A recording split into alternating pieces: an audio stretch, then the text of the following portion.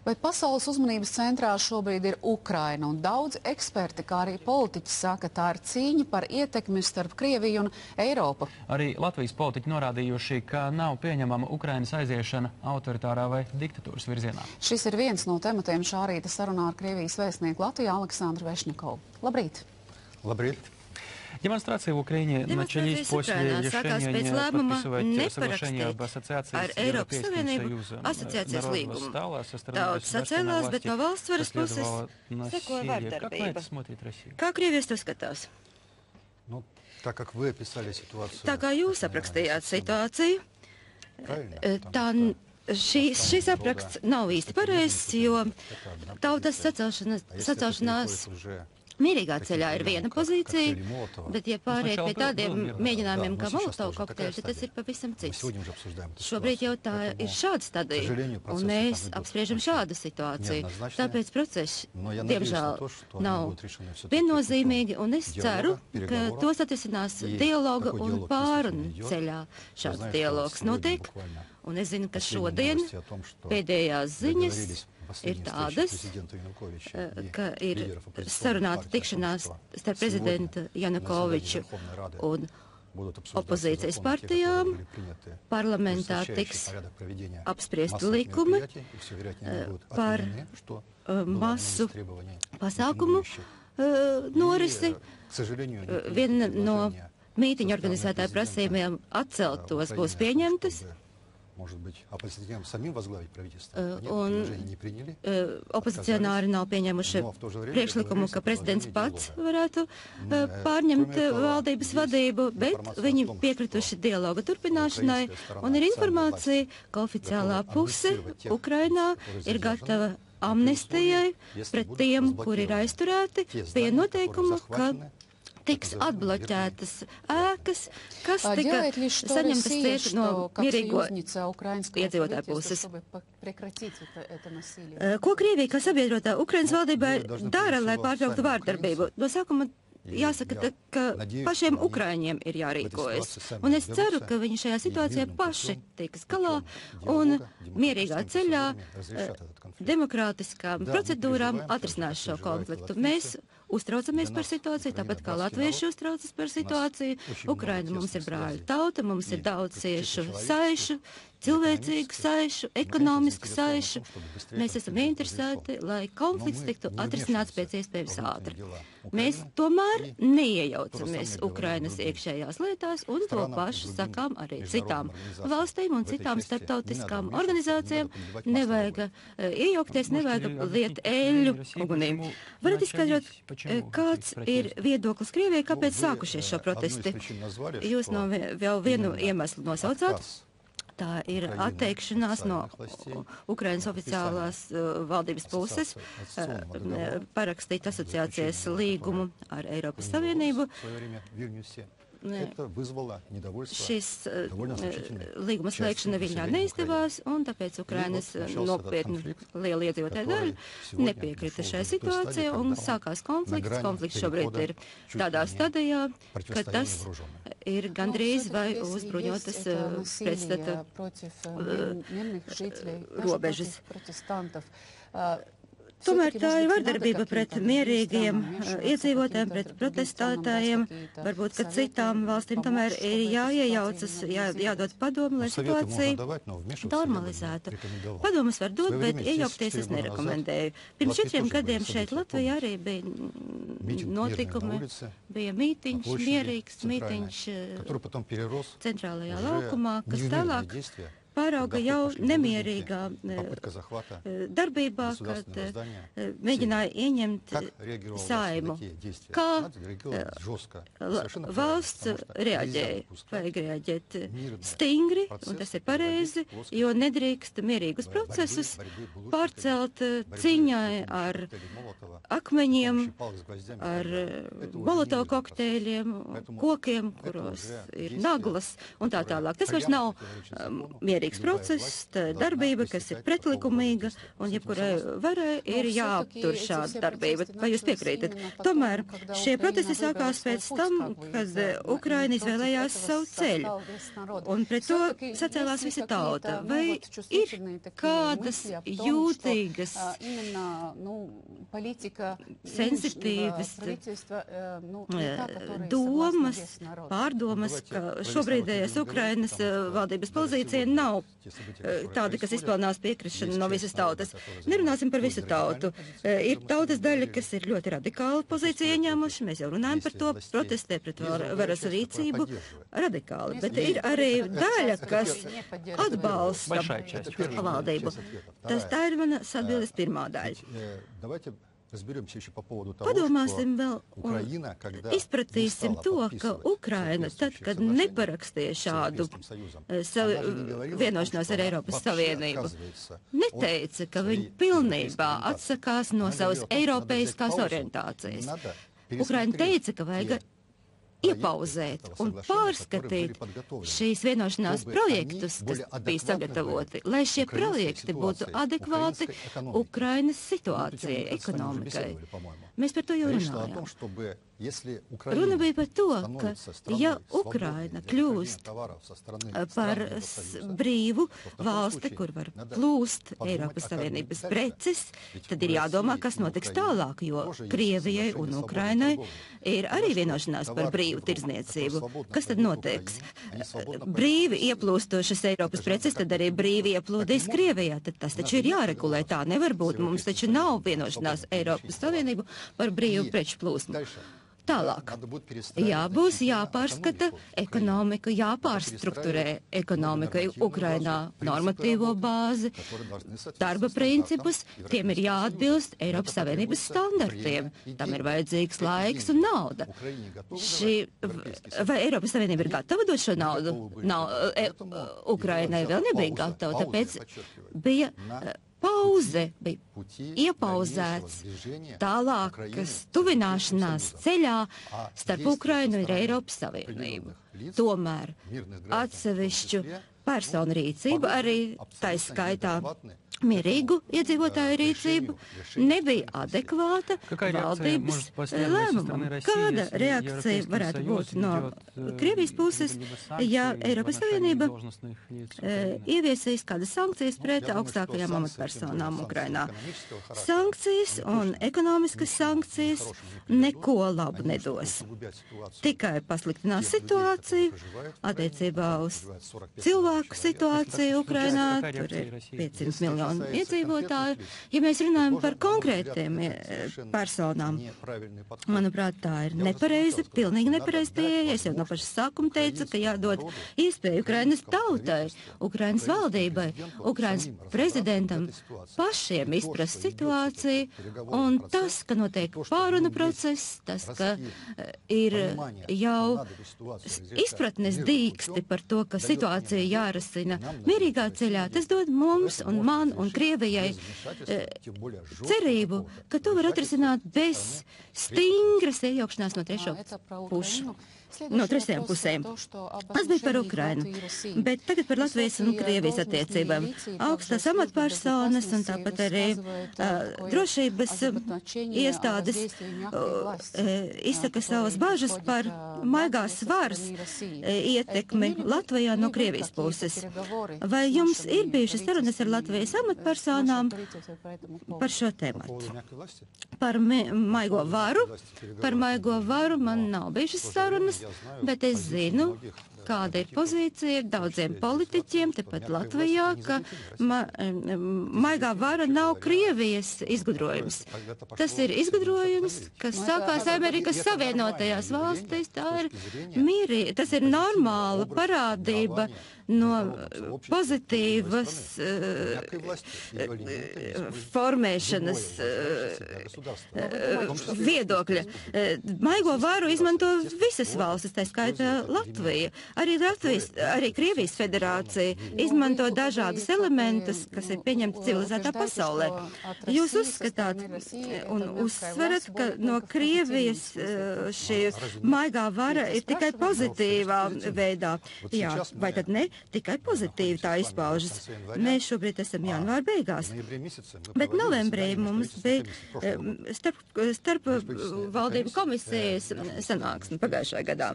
Un šajā sanāksmē mēs savilkām kopā rezultātus par divpusējo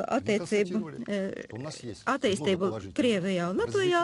Mēs konstatējām, ka ir daudz pozitīva gan starptautiskās attiecībās, ekonomikā, kultūras sfērā, kas ir šīs maigās varas joma un arī pozitīva attīstība turisma jomā. Visi to atzīmē, un mēs prognozējam, ka pēc statistikas, kas vēl būs, dati būs savilkt kopā, preču apgrozība 20%, 11 miljārdi dolāru, ko dod statistika no Krievijas muitas puses. Krievijas ārlietu ministri paziņoja, ka Krievija ir Baltijas valstīs plāni atvērt 3 skolas. Kad un kāpēc? Šī programma tiek attīstīta jau sen. To apspriež mūsu pārstāvi, arī iedzīvotāji, ne tikai Latvijā, bet arī citās valstīs, kad Lavrova kungs runāja un teica, ka iespējams šo projektu realizēt tikai saskaņojot ar attiecīgām valstīm. Par šo tēmu būs dialogs. Es esmu gatavs iepazīties ar jūsu jaunajiem ministriem, jaunajā valdībā, un man būs tikšanās rīt ar izglītības ministri. Mēs runāsim par šo tēmu, par citām tēmām, kas arī ir iezīmēta vienā no dokumentiem, kas ir koalīcijas līguma pielikums. Tur ir minēts, ka ir plāns, ko paredz viena no koalīcijas partijām, par to, ka visas skolas, kas saņem municipalitātes pašvaldības līdzekļus 2018. gadā ieviest tur tikai latviešu valodu. Es gribu noskaidrot, kā to saredz izglītības ministri, jo, manuprāt, Latvija vēl pilnībā nav gatava šādai pārējai, ņemot vērā arī tiesības saņemt izglītību arī minoritāšu valodās. Ideja tika negatīvi uztvērta sākotnēji, un arī Valdis Dombrovskis teica, ka nav iespējams, ka citas valstis var ienākt šeit un šeit organizēt savas skolas. Kādas ir ideja? Kāda ir ideja? Kāpēc šādas skolas tiek organizētas Latvijā? Tie, kas mācās krievu valodu, viņiem ir jāsaņem šādas iespējas. Pat latviešu bērni mācās krievu valodu šeit, bet galvenais atslēgas vārds ārlietu ministram Lavrova kungam bija tāds, ka tas notiks tur, kur būs vienošanās ar valdībām. Tad būs dažādas skolas. Es noklausījos ekspertus, un ir tā sauktā svētdienas skola vai skolas pie vēstniecībām, kas šeit Latvijā nepastāv, bet pasaulē darbojas. Manuprāt, šeit nebūs nekādas konfrontācijas, te ir jābūt izpratnei, savstarpēji izpratnei, un jābūt gatavībai, ka tas būs savstarpēji izdevīgi. Vai jūs redzat kādu pilsētu Latvijā, kur šādu savstarpēju izpratni var panākt un atvērt šādu skolu? Jā, svētdienas skolu es redzu, iespējas svētdienas skolai, bet citām skolām ne. Un kāds šie plāni tiks realizēti dzīvē? Plāns vēl nav apstiprināts, konkrēti nav, tāpēc par to nevaru runāt, bet turklāt tas vēl ir atkarīgs no konkrētiem apstākļiem, konkrētām vienošanām ar konkrētām valstīm. Un šī problēma, kas attiecas ne tikai uz Latvijas republiku, ne tikai Igauniju un Lietuvu, tā attiecās uz Krievijas attiecībām ar visām daudzām valstīm. Un dažādās situācijās būs dažādas pieejas. Un šeit mēs esam jau lēmuši, ka vispieņemamākais variants ir svētdienas skola, svētdiena pie vēstniecībām, citas iespējas, kas arī ir ierakstītas šajā programmā, nav perspektīvas šeit. Latvijā ir jauna valdība. Kādas izmaiņas salīdzināt ar iepriekšējās valdības darbu jūs redzat šīs valdības darba kārtībā, vai kādas jums būtu tās vēlamas izmaiņas? Mums šai valdībai vajadzētu izanalizēt tas, kas jau notiek, kas darbojas veiksmīgi ekonomikas, kultūras, sadarbības jomā. Tālāk ir jārunā par līgumu, par likumu pamatiem, arī izglītībā, lai nebūtu šādas nesaprašanās, kā šobrīd mums bija.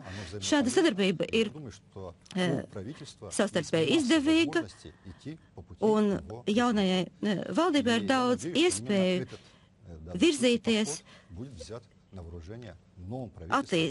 attīstības virzienā, un es ceru, ka šī pieeja būs jaunajai valdībai Latvijas Republikā, un mēs esam apmierināti, ka tiek,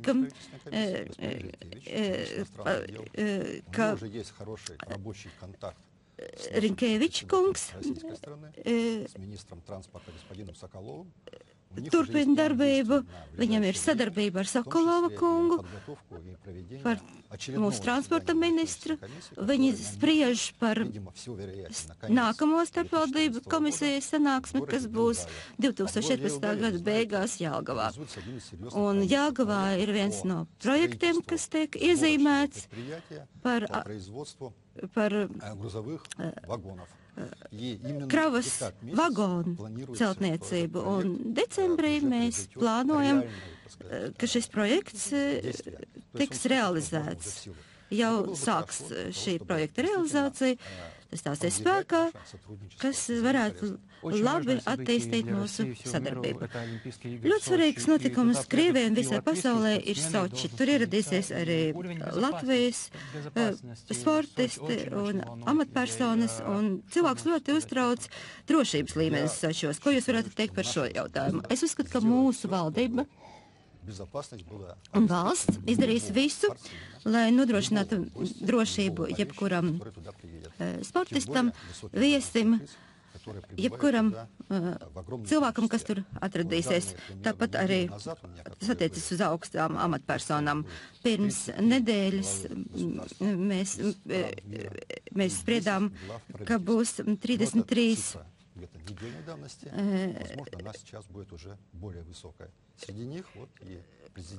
valstu pārstāvi,